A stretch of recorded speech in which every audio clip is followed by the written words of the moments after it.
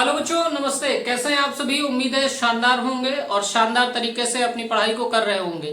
बच्चों, मैं आपका भाई नीरज यादव स्वागत करता हूं आपके अपने परिवार तैयारी विद नीरज में। बच्चों, लास्ट क्लास में हम लोगों ने परिमेय संख्या तथा अपरिमेय संख्या पढ़ा था।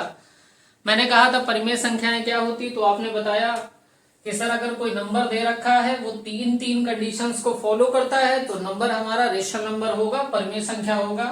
फर्स्ट कंडीशन हमारी थी कि पी बाई क्यू के फॉर्म में होना चाहिए।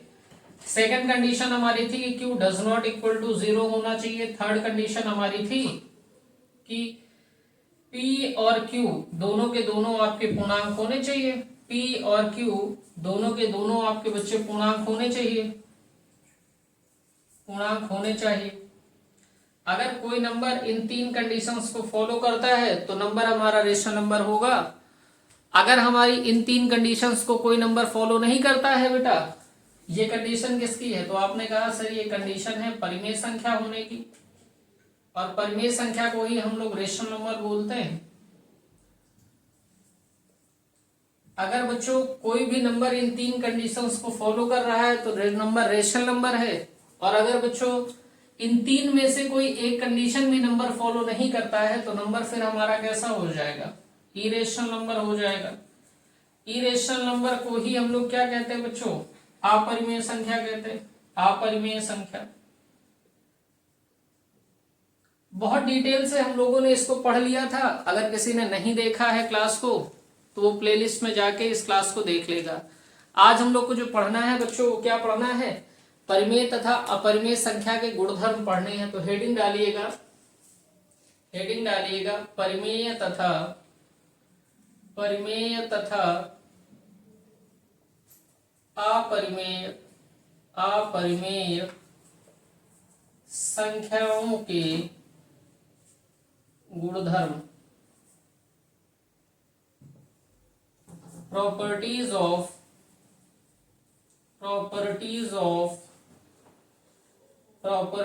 ऑफ रेशनल एंड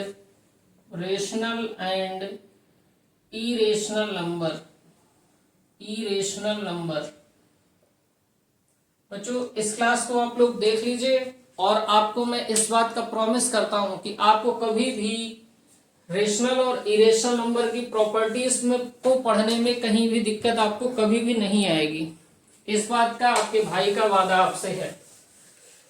बच्चों, मैं जो भी प्रॉपर्टी आपको पढ़ाऊंगा विद एग्जांपल आपको यहां दिखाता हुआ चलूंगा, तो आप सभी लोग इस बात को समझने का प्रयास करेंगे। फर्स्ट प्रॉपर्टी मैं लिख रहा हूं, प्रॉपर्टी नंबर 1 लिख रहा हूं मैंने कहा यदि ए अपरिमेय संख्या है, अपरिमेय संख्या है तो माइनस ए भी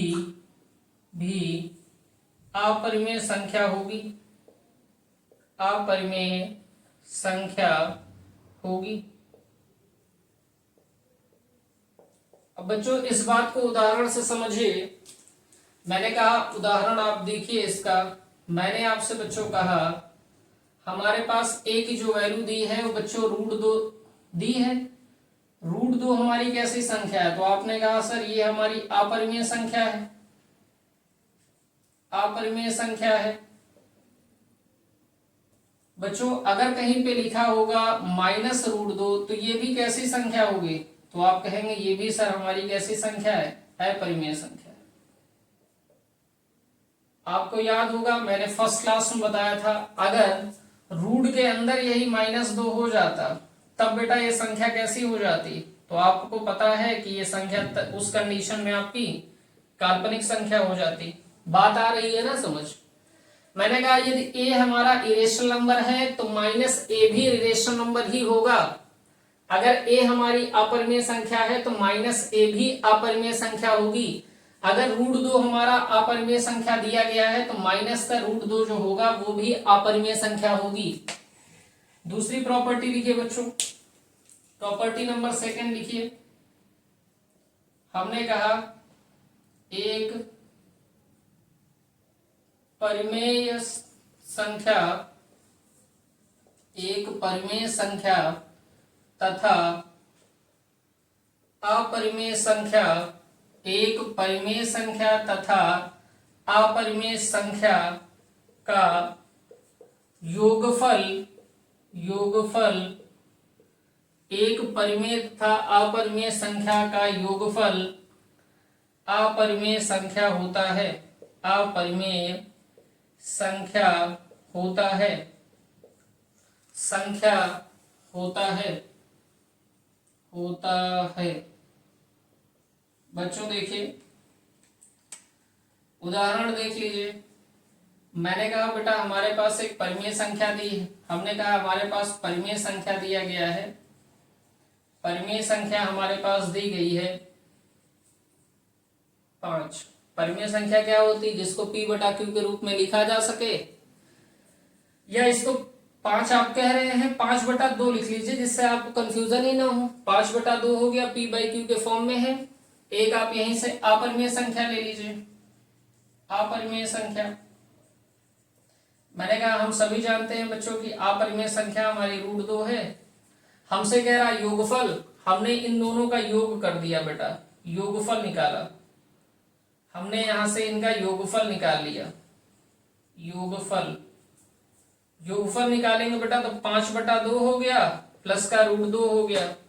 अब बच्चों इसको सॉल्व कर लेंगे तो एलसीएम हमारा 2 आ जाएगा। इस 2 से इस 2 को भाग देंगे, भागफल 1 आएगा। 1 का 5 में गुणा कर देंगे तो 5 हो गया। प्लस साइन लगाया बेटा, प्लस साइन लगा लेंगे, इसके बटा में 1 है, 1 से इस 2 को भाग देंगे तो 2 आएगा। 2 का √2 में गुणा करेंगे तो 2 √2 हो जाएगा। अब बच्चों ये जो नंबर हमारे पास है 5 + 2 √2/2, ये हमारी जो संख्या आई है बच्चों, ये हमारी संख्या कैसे है? अपरिमेय संख्या। ये हमारी जो संख्या दी गई है ये बच्चों हमारी अपरिमेय संख्या है। तीसरी प्रॉपर्टी समझिए, प्रॉपर्टी नंबर 3 देखिए। थर्ड प्रॉपर्टी कह रही है एक परिमेय संख्या, एक परिमेय संख्या तथा अपरिमेय संख्या, अपरिमेय संख्या का घटाना अपरिमेय संख्या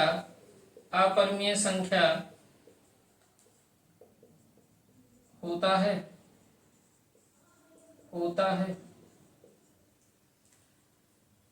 अगर हम आपसे कह दे बच्चों हमारे पास उदाहरण दे रखा है, हमारे पास एक परिमेय संख्या दी गई है, परिमेय संख्या दी है बच्चों 3/4, और हमने हमारे पास परिमेय संख्या है, अपरिमेय संख्या है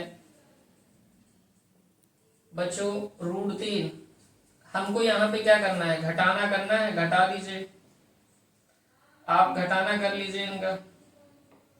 3/4 में से √3 घटा देंगे बच्चों, एलसीएम आपका कितना आएगा? तो आपने कहा सर एलसीएम हमारा 4 आया। 4 से जब आप भाग दे देंगे 4 को तो भागफल 1 आएगा। 1 से 3 में गुणा करेंगे तो 3 हो गया, बीच में चिन्ह माइनस का लगाया तो माइनस, इसके बटा में 1 है, 1 से 4 को भाग देंगे तो भागफल 4 आएगा। 4 का √3 में गुणा होगा तो 4 √3 हो जाएगा। बच्चों जो हमारी संख्या है 3 - 4 √3 बटे में 4, ये जो संख्या है हमारी कैसी है? तो आप कहेंगे सर ये हमारी अपरिमेय संख्या है, अपरिमेय संख्या है। तो हम लोगों ने बच्चों क्या सीखा? हम लोगों ने सीखा कि अगर हमारे पास a कोई अपरिमेय संख्या दी है तो -a भी हमारा अपरिमेय होगा। हम लोगों ने उदाहरण देखा कि अगर √2 हमारी अपरिमेय संख्या है तो माइनस का √2 भी बच्चों कैसी संख्या होगी? अपरिमेय संख्या होगी। हमने आगे आपको बताया कि अगर हमारे पास कोई परिमेय संख्या दी गई है उसमें बच्चों अपरिमेय संख्या जोड़ रहे तो हम लोग को अपरिमेय संख्या प्राप्त होगी। अगर हमारे पास कोई परिमेय संख्या दी है और एक अपरिमेय संख्या दी है, इसका घटाना हम करेंगे तो हमेशा हमको क्या प्राप्त होगा? अपरिमेय संख्या प्राप्त होगी। हमने यहां से देखा बच्चों, इतनी चीजें आप नोट डाउन कर लीजिए, फिर मैं आपको आगे की चीजें बता रहा हूं। बच्चों उम्मीद है आप लोगों ने इसको नोट डाउन कर लिया होगा। अभी हम लोग ने 3 प्रॉपर्टी पढ़ी है। पहली प्रॉपर्टी हम लोगों ने पढ़ा है कि यदि हमारा a अपरिमेय संख्या है तो माइनस a भी अपरिमेय संख्या होगा।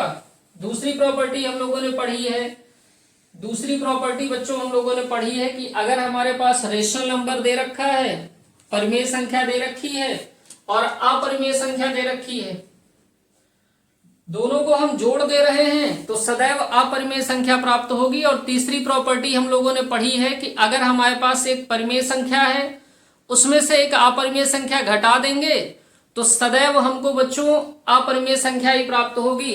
प्रॉपर्टी नंबर 4 लिखिए बच्चों। 4th प्रॉपर्टी हमसे कहती है एक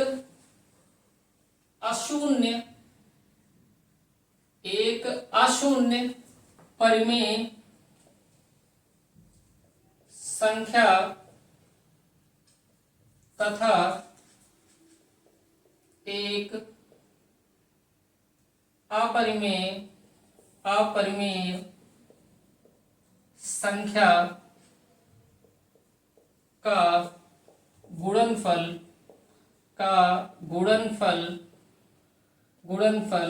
सदैव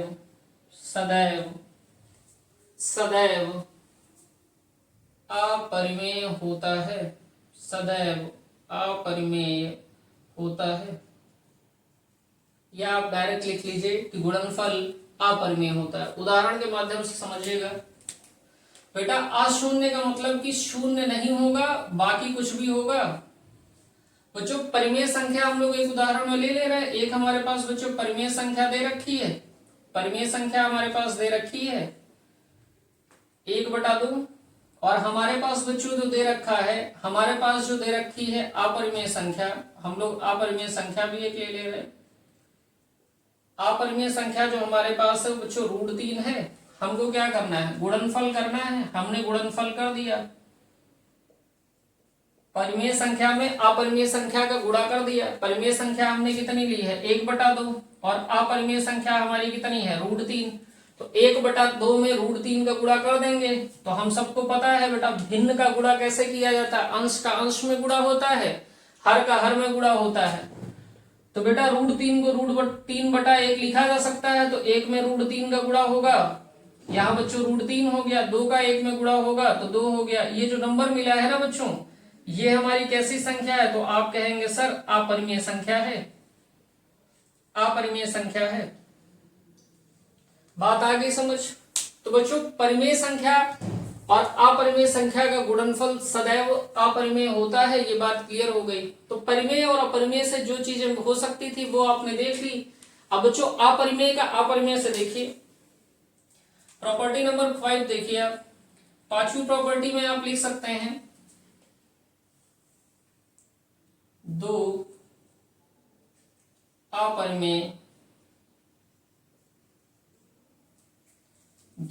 अपरिमेय संख्याओं का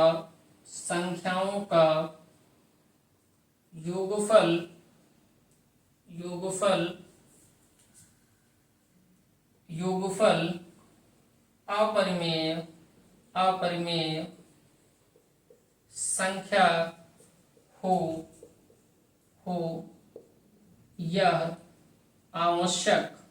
हो यह आवश्यक नहीं है। इसका मतलब बेटा क्या है? 2 अपरिमेय संख्याओं का योगफल अपरिमेय संख्या हो यह आवश्यक नहीं है। मतलब क्या है बेटा? हो सकता है कि आप 2 अपरिमेय संख्याओं का योगफल करें तो आपको अपरिमेय संख्या ही प्राप्त हो, और ऐसा भी हो सकता है बच्चों कि 2 अपरिमेय संख्याओं का योगफल आप करें तो आपको परिमेय संख्या प्राप्त हो। मैं दोनों का उदाहरण देके आपको समझा देता हूं। उदाहरण देखिए बेटा, यदि हमारे पास एक अपरिमेय संख्या a दी गई है, हमारे पास एक अपरिमेय संख्या दी है, आपकी एक अपरिमेय संख्या दी है 2 + √3, दूसरी अपरिमेय संख्या दी है हमारे पास 5 - √3।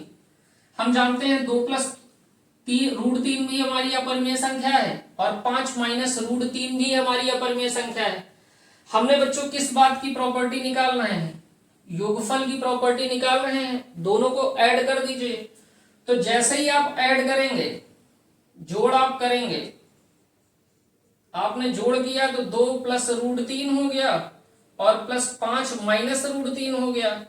ये बच्चों आपका प्लस का √3 है और ये बच्चों माइनस का √3 है, तो कैंसिल आउट हो गया। तो बच्चों यहाँ जो आपका योगफल आ गया 2 और 5 मिलके 7 हो गया। और बच्चों इसी 7 को आप लोग 7/1 भी तो लिख सकते हैं, यानी P/Q के फॉर्म में भी है, Q does not equal to 0 भी है।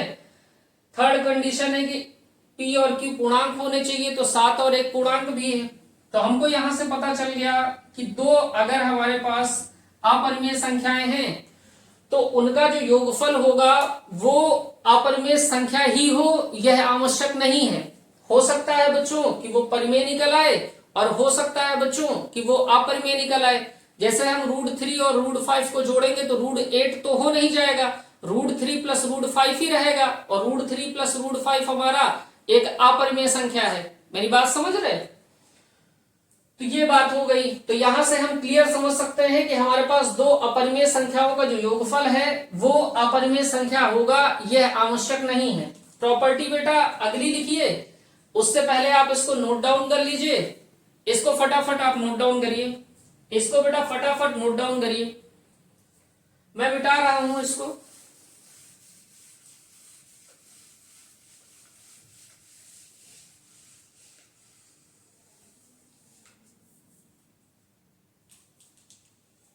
बेटा 5 प्रॉपर्टी हम लोग पढ़ चुके हैं। 6 नंबर प्रॉपर्टी आप देखिए।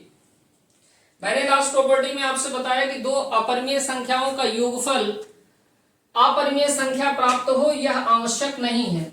आगे लिखेंगे, दो अपरिमेय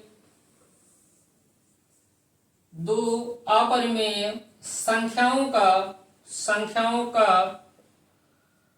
घटाना जिसको आप घटाओ भी बोलते हो, घटाना या घटाओ अपरिमेय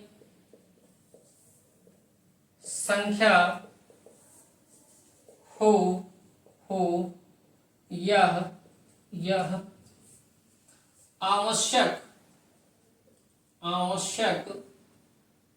नहीं है।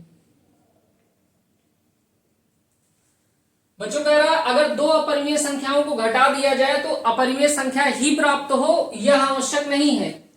इसका मतलब क्या है बच्चों? हो सकता है, हम उदाहरण के माध्यम से देख लेते हैं। हमारे पास एक अपरिमेय संख्या दी है 4 प्लस √5 और बच्चों दूसरी अपरिमेय संख्या हमारे पास दे रखी है 3 प्लस √5। अब बेटा इनको हमको माइनस करना है, तो जैसे ही इसको हम a कह लेते हैं, इसको हम b कह लेते हैं, तो हम a माइनस b कर देंगे। माइनस कर दोगे तो ये 4 हो गया, प्लस का √5 हो गया, माइनस और ब्रैकेट में हो गया 3 प्लस √5। इसको सॉल्व करेंगे बेटा तो 4 प्लस √5 हो गया, माइनस अंदर भेजेंगे तो माइनस का 3 हो गया और माइनस का √5 हो गया। बेटा 4 में से 3 घटा दिए गए तो आपका 1 आ गया, लेकिन यहाँ प्लस का √5 हो गया और यहाँ माइनस √5 हो गया, कैंसिल आउट होके 0 हो गया। तो हमें बचा कितना? 1। और 1 हमारी कैसी संख्या है? परिमेय संख्या। तो हम लोग कह सकते हैं अगर दो परिमेय संख्याओं का घटाना किया जाए ना तो यह जरूरी नहीं है बच्चों की अपरिमेय संख्या ही प्राप्त हो सकता है अपरिमेय प्राप्त हो या हो सकता है हमारी परिमेय संख्या प्राप्त हो जाए। अगली प्रॉपर्टी देखिए,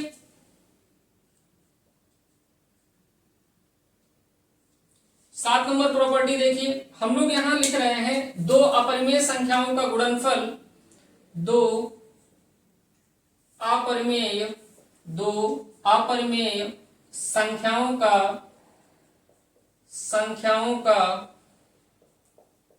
गुणनफल अपरिमेय संख्या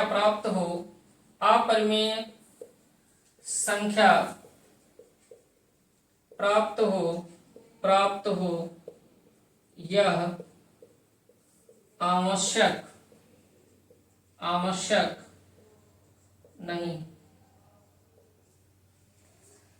बेटा कह रहा है दो अपरिमेय संख्याओं का गुणनफल अगर किया जाए तो अपरिमेय संख्या ही प्राप्त हो यह आवश्यक नहीं है। उदाहरण के माध्यम से देखिए, हमारे पास बच्चों उदाहरण दे रखा है, अगर हमारे पास √3 एक अपरिमेय संख्या है तथा दूसरी अपरिमेय संख्या बच्चों हमारे पास √3 दे रखी है, तो हम लोग क्या कर सकते हैं, √3 और √3 का गुणनफल निकालेंगे तो बेटा हमारा 3 आ जाएगा, और ये हमारी कैसी संख्या है, तो आप कहेंगे अपरिमेय संख्या है। अगर बच्चों इस उदाहरण में आपको कहीं तकलीफ है तो दूसरा उदाहरण भी देख लीजिए। अगर हमारे पास एक संख्या √5 दे रखी है और बच्चों हमारे पास एक अपरिमेय संख्या √5 दे रखी है, √5 और √5 का अगर मल्टीप्लाई कर देंगे तो हमारे पास बेटा 5 बचेगा, और 5 हम क्या कह सकते हैं, 5 हमारी कैसी संख्या है, परिमेय संख्या है। तो बच्चों आप समझ पा रहे हैं कि दो अपरिमेय संख्याओं का गुणनफल अपरिमेय संख्या प्राप्त हो यह आवश्यक नहीं है। हो सकता है बच्चों कि यहां से आपको परिमेय संख्या ही प्राप्त हो, पर आप देख रहे हैं इन एग्जाम्पलों की सहायता से तो हमें परिमेय संख्या ही प्राप्त हो रही है। इस बात को आप लोग फटाफट नोट डाउन कर लीजिए, इस बात को आप लोग फटाफट नोट डाउन कर लीजिए। उम्मीद है इतनी बात आपने नोट डाउन कर लिया होगा।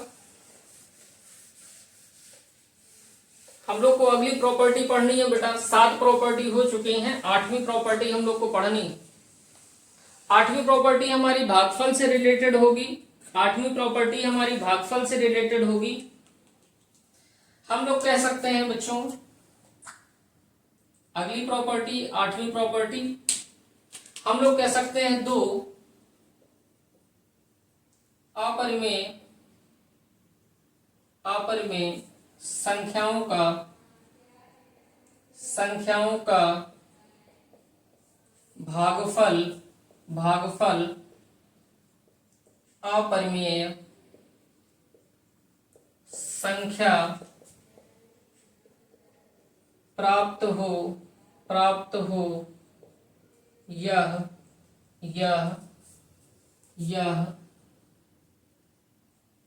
आवश्यक नहीं।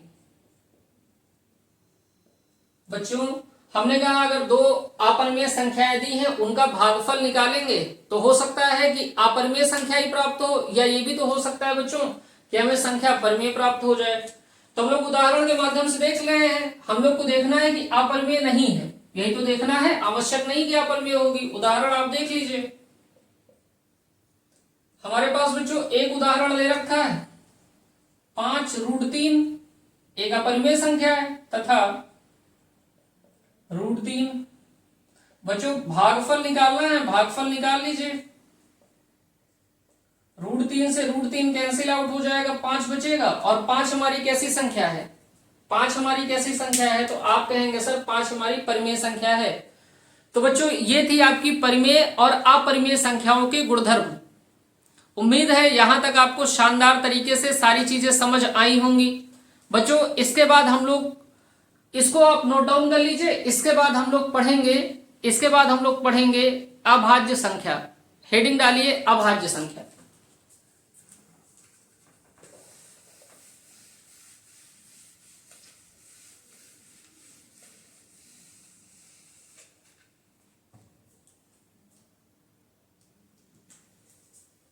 हेडिंग डालिए बच्चों अभाज्य संख्या। Prime number.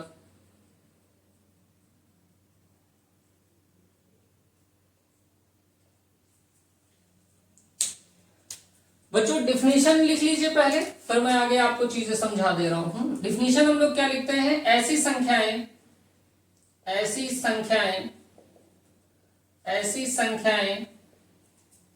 जिनके सिर्फ 2 गुणनखंड होते हैं, गुणनखंड जिनके सिर्फ 2 गुणनखंड होते हैं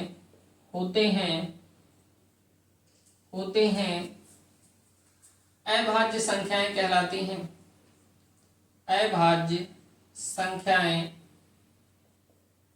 अभाज्य संख्याएं कहलाती हैं।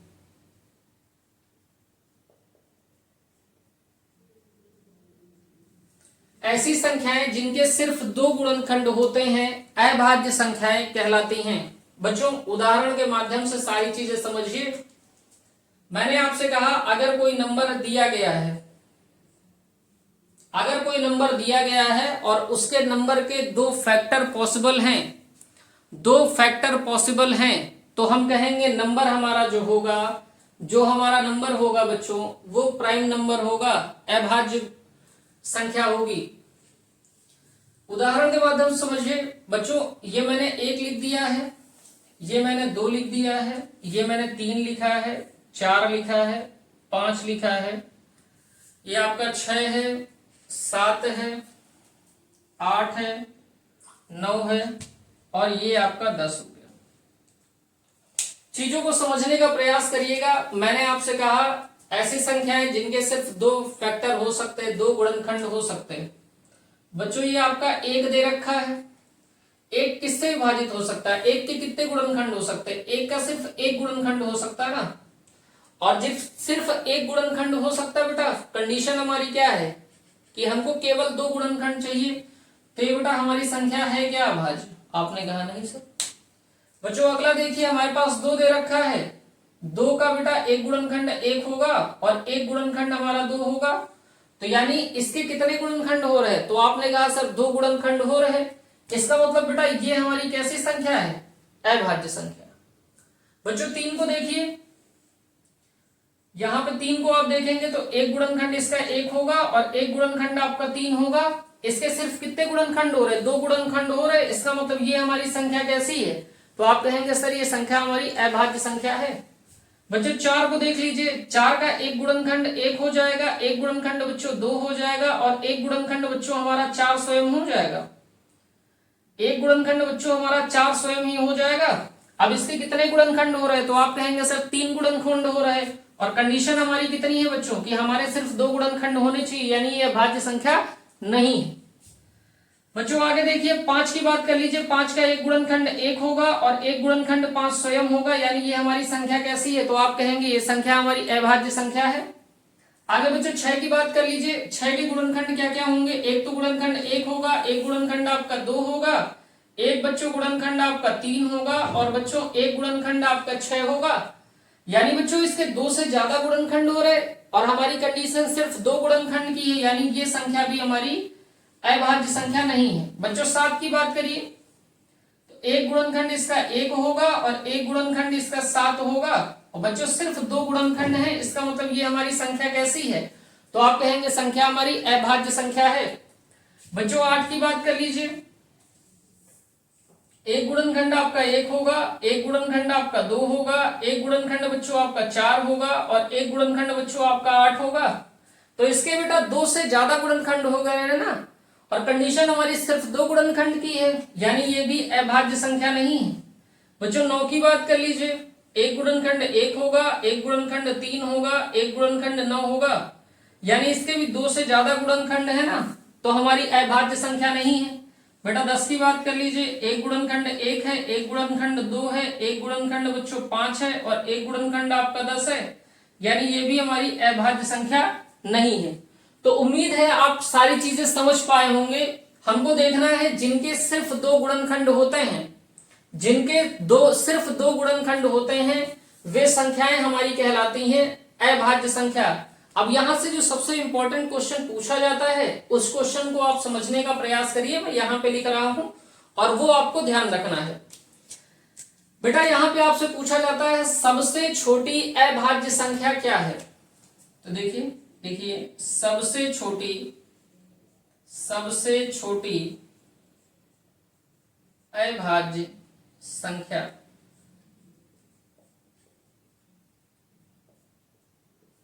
बच्चों आपका एक अभाज्य था क्या? आपने कहा नहीं। तो बेटा सबसे छोटा अभाज्य संख्या कौन हुआ? 2 ही तो हुआ, तो आपका उत्तर क्या हो जाएगा? 2। बेटा दूसरा प्रश्न पूछा जाता है सबसे छोटी समअभाज्य संख्या। तो बेटा सबसे छोटी समअभाज्य संख्या भी कौन होगा? 2। तो आप लिखेंगे सबसे छोटी सम अभाज्य संख्या। इसका भी उत्तर क्या हो जाएगा? 2। बच्चों देखिए अब मैं जिस बात को कहने जा रहा हूं उस बात को और ध्यान दीजिएगा। मैंने कहा दो सबसे छोटी समभाज्य संख्या भी है और दो सबसे छोटी अभाज्य संख्या भी है। बच्चों मैं आपसे पूछने जा रहा हूं एकमात्र सम अभाज्य संख्या, एकमात्र सम अभाज्य संख्या क्या होगी? बच्चों दो के बाद बच्चों चार आता है। चार हमारी क्या कैसे अभाज्य संख्या है? आपने कहा नहीं। चार के बाद बेटा सम संख्या 6 आती, 6 क्या अभाज्य है? नहीं। बेटा 8 क्या अभाज्य है? आपने कहा नहीं। 10 हमारी सम संख्या है, क्या अभाज्य है? आपने कहा नहीं। तो बेटा एकमात्र सम अभाज्य संख्या भी हमारी कौन सी है? तो आप कहेंगे 2। तो बेटा प्रश्न आपके 3 हैं और उत्तर आपका क्या है? 1। अगर आपसे पूछा जाए सबसे छोटी अभाज्य संख्या बताइए, तब भी आप कहेंगे 2 है। आपसे पूछा जाए कि सबसे छोटी सम अभाज्य संख्या बताइए, तो भी आप कहेंगे 2 है। और अगर आपसे पूछा जाता है एकमात्र सम अभाज्य संख्या बताइए, तो भी आप कहेंगे 2 है। बेटा अगला क्वेश्चन जो पूछा जाता है वो पूछा जाता है सबसे छोटी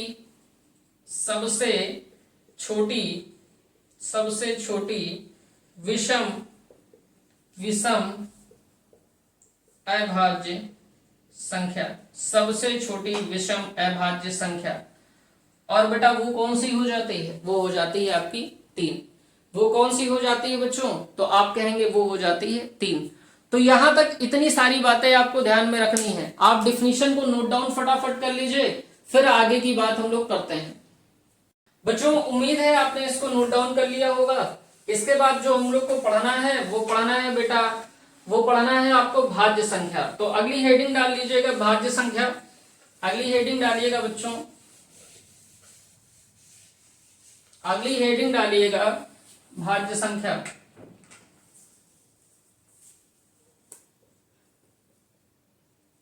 अगली हेडिंग डालिएगा बच्चों भाज्य संख्या, कंपोजिट नंबर। Composite number. बच्चों हमारे पास अब जो पढ़ने के लिए डिफिनेशंस बची हैं, जो हमारा थ्योरी पोर्शन है उसमें सिर्फ 2 चीजें बची हैं। एक हमारा भाज्य संख्या बचा है बच्चों, और दूसरा हमारा सह अभाज्य संख्या बचा है। बाकी सारी चीजें मैंने विधिवत तरीके से आपको करा दी हैं। तो आज के लिए क्लास यहीं तक रखते हैं बच्चों। क्लास अगर आपको पसंद आई हो तो दोस्तों को ज्यादा से ज्यादा शेयर करें, जिससे सभी के पास तक क्लास पहुंच पाए। तो आज के लिए बच्चों यहीं तक रखते हैं। जय हिंद।